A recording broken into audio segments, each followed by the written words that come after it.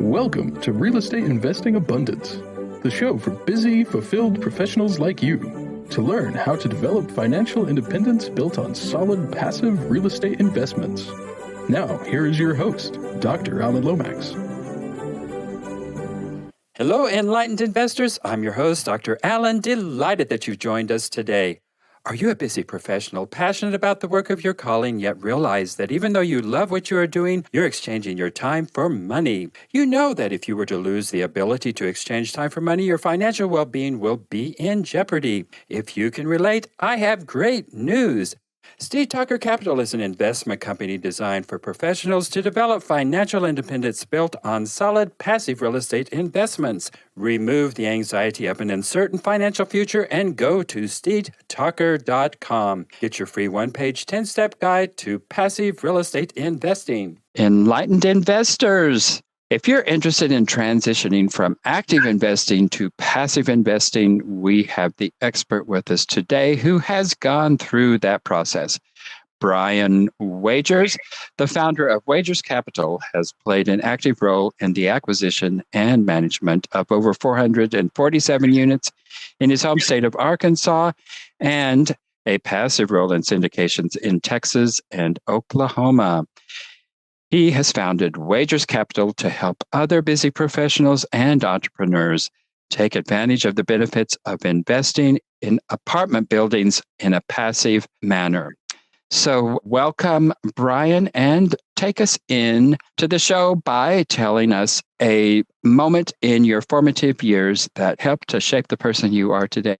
Yeah, well, thanks for having me on. I appreciate it being on here with your listeners. So I would say every moment is defining us. So I would take it back to my childhood, being just my mother and I growing up. It was definitely interesting seeing her work so hard to put me through a good school system, in a good neighborhood and everything. And I think I maybe took it for granted back then, but now looking back at the hard work that she put in so I could be successful and the person I am today, really, it's really nice to look back and see that. And that's probably where some of my work ethic came from. It is easy for us to take all of that advantage when we're children and not really understand the effort that it takes to actually put a home together and certainly to raise a child. But I certainly do admire single parents who are able to do that because it is truly a burden. I've been there, done that, so I know what that's like. Yeah. Well, you talk about reverse engineering our personal and our financial goals.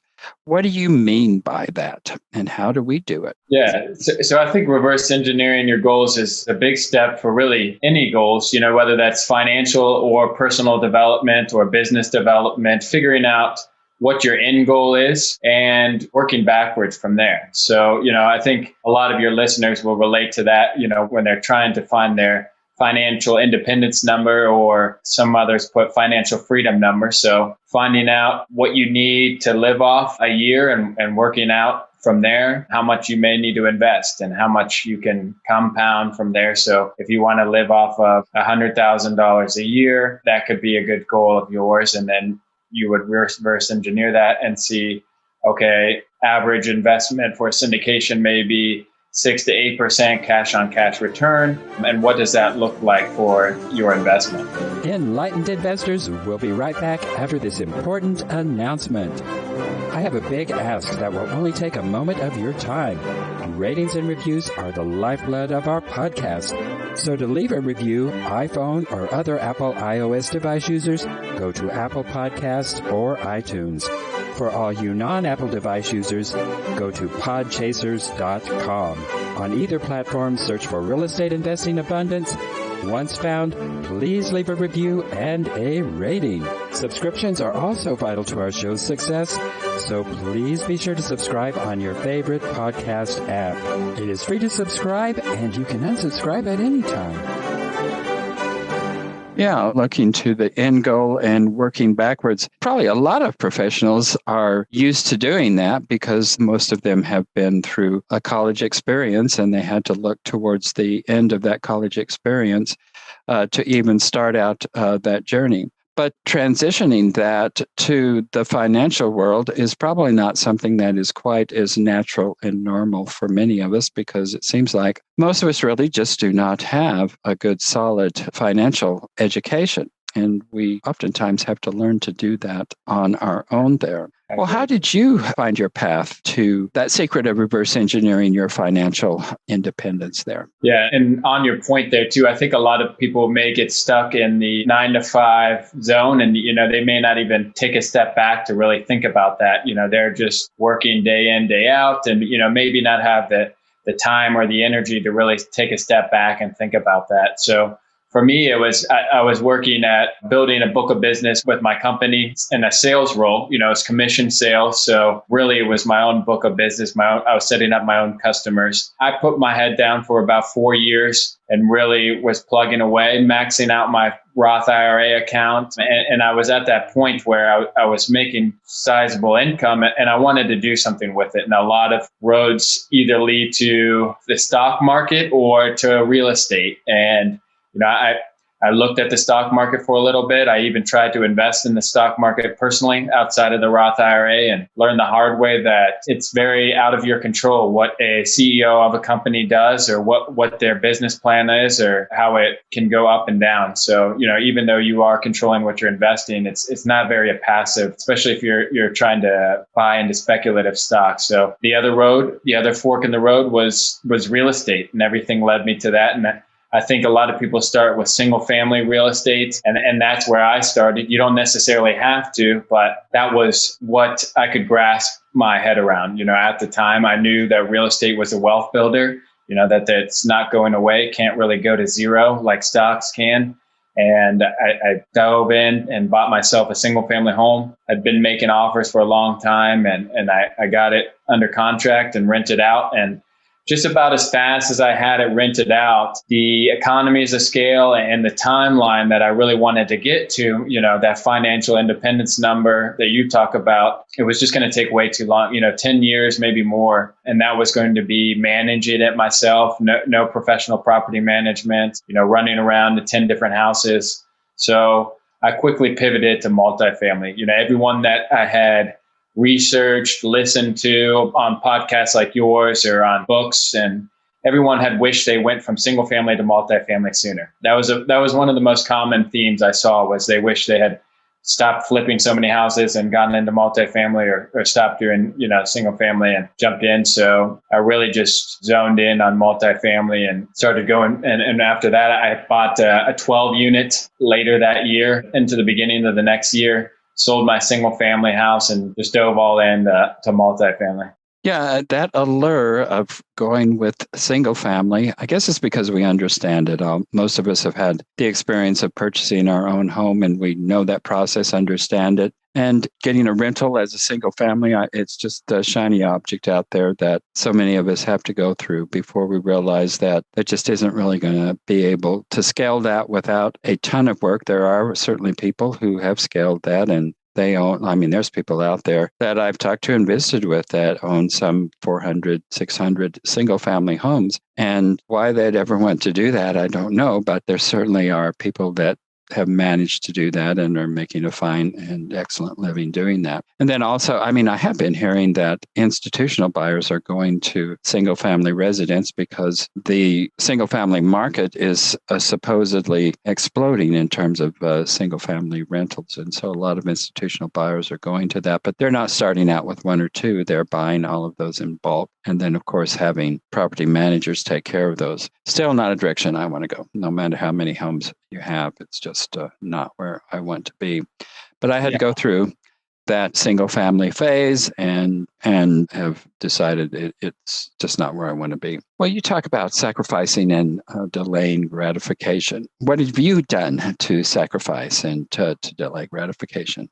Yeah, so I think delayed gratification is a big aspect in both investing. I talk about, just financial development, but I also talk a lot about personal development. I think they go hand in hand. I think you're not developing yourself, your body, your mind. What's the point of just building your wealth? So I think when it comes to investing, if you're just speaking truly on investing, maybe not pulling out all your money right away, reinvesting it, the compounding fact is, the eighth wonder of the world is what they say. Albert Einstein talked about the compound effect and how important that can be. So, that's great for me. That single family home, when I sold that would have been great to go buy a new car or buy something material. But when you can really reinvest your earnings, that's truly when you get that generational wealth building. And same thing with real estate.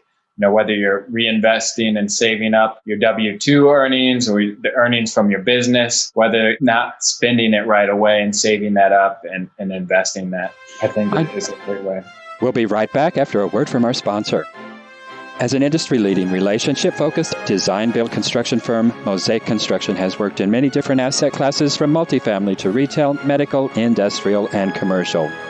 Mosaic Construction works to execute interior and exterior renovations with their team of trades and project managers. Their experience with value-add improvements has resulted in increased ROI and long-term value of the assets. They work nationally in partnership with local trades to deliver thoughtful, problem-solving construction management solutions to all their clients. For a personal, no-obligation consultation, call Ira Singer, 773-491-3145. or email Ira at mosaicconstruction.net. You can also find Ira on LinkedIn.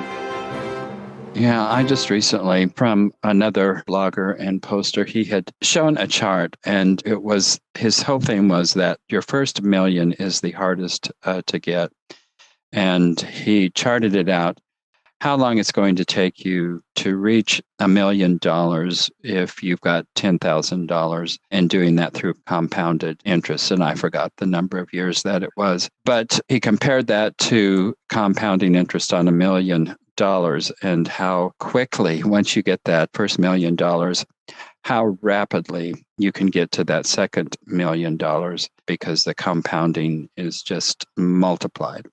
And so, the sacrifice and the delayed gratification is always going to come at the front of that. And if you're going to get anywhere in life, you're going to have to learn to do that. And I like that you pointed that out, that it's not just financial. And being in higher education, I see very, very disciplined students, and that's what they're doing to get their education, is they're delaying that gratification and sacrificing a great deal oftentimes to get the education, particularly those who are going on to graduate school and to those higher levels, put in something like 8 to 10 years before they even start earning $1 or a penny. So they know how to do that, and we just need to help them, show them how they need to do that financially as well. Yeah, they're not having that instant gratification of going out with friends. Instead, maybe they realize that they're going to do that down the road. They're studying, or they're putting in that work at the front end, so they can do that later, Exactly. Well, you certainly found your why. Tell us about finding your why and the path and the journey that you took to get to that discovery. Yeah, so I think finding your why is really important to really push through. Like anything, real estate can be tough, and so can life in general. So I think having a strong why you're putting in the work and why you're doing what you're doing, is going to be one of those factors that gets you through. So for me, it was, retiring my wife and setting up our future family, creating generational wealth so that our family will never have to worry about money. And so I could have that financial freedom later in life, not necessarily reap the benefits right away, but have that down the road. So I think that was a strong why for me. Maybe a broker, I had talked to a couple of brokers and they told me no, or I talked to a couple of lenders and they may have said, no, that we can't finance this, or even a contractor could maybe fell out. But having that strong why, it's going to help you push you to the next call. When you get rejected, you have a lot thicker skin. Just another no closer to a yes. So I think when you have that why, you can really keep pushing yourself and really keep getting closer to your end goal. And how did you come to that discovery that your why was your family? It's kind of an internal self-talk. I think just asking myself that when things are going wrong, why am I doing this? And you really have to sit back and reflect on why you're putting in the extra work and why you're making those extra moves and making those extra pushes. So for me, it was just really thinking about why I was doing what I wanted to do. And some people meditate, some people pray. I think those are all great ways to really help you discover yourself. We'll be right back after a word from our sponsor. Would you ever invest all your money in a single stock? Very unlikely. Yet investors are willing to risk $50,000 to $100,000 in a single property in real estate all the time. Avestor is the world's first customizable real estate investment platform. Investors can build their own custom portfolios selecting investments across multiple asset classes such as single-family homes, multifamily, student housing, self-storage, and shopping centers. You can also invest across multiple markets and different time frames. Avestor also enables other real estate entrepreneurs and syndicators to build and use Avestor's infrastructure and cloud platform to create their own customizable real estate funds. To learn more, visit us at avestorinc.com. Avestor, real estate investing made simple. Let's cover that. Exactly. Well, along the way, you just mentioned that there are hard knocks, there's rejections, and things that you have to push through, and your why is certainly there to help you to do that. How do you know when to keep pushing and when to change course and reposition the target and go at it a different way? Yeah, that's a great question. So me, I'll keep pushing until someone shuts me down or calls the police. What Grant Cardone, I think he said, keep calling until they call the police. It's a little extreme, but it kind of puts it into perspective. I think that's another reason why it's important to have those goals. And, when you have those goals, something we didn't really talk about, but putting a time and date to those goals, I think is important too. You have a certain metric that you want to hit and you haven't hit it in the time and you've been doing all the right steps, then it might be time to reevaluate your goal or what your process is. Maybe the goal isn't wrong, but maybe what you're doing to get to the goal is wrong. So maybe your lag measures are not what you need to be doing. So I think putting a timestamp to that would be important in figuring out whether you're not on the right path or not. And for me, I knew I wanted real estate, and then, multifamily, I was very honed in on multifamily. You talked about the shiny penny. I made sure I didn't get the shiny penny syndrome, and I think that was helpful too. I might have been brought a flip house. Maybe I could have made some good money on that, but it also would have took away my time for a potential deal. So real estate creates more millionaires in the U.S. than any other profession. There's a million different ways you can make money in it, but I think getting super specific on how you want to do that is going to be super helpful. Yes, absolutely. And we talk about staying the course and what have you, but if you're on the wrong course, your stubbornness is not going to be your best friend there. And I think sometimes it's difficult when we're down in the trenches to really to know whether or not we're on the course that's the correct course or whether there is a course that could be better for us.